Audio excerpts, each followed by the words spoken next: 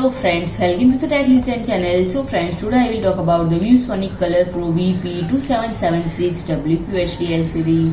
So friend, ViewSonic has unveiled the ColorPro VP2776 27-inch WQHD liquid crystal display for creators, which has a broad color range of Nano IPS screen, and friend, it includes a color calibrator that ensures consistent color fidelity throughout your work, and a ColorPro wheel that enables easy access to OSD settings, shortcuts to other apps and more. And friend, additionally there is a USB Type-C connector capable of delivering up to 90 watt. And friend, the primary specifications are a contrast ratio of 1000 Gem1, a brightness of 400 cadmium per meter square, display color gamut of about 1.07 billion colors, a horizontal or vertical viewing angle of 178 degree, a color gamut coverage of 98% DCI P3, and a color accuracy of less than delta E2. And friend, it features high speed refresh rate of 165 Hz, and friend, it is compatible with NVIDIA G-Sync, allowing it to be utilized as a gaming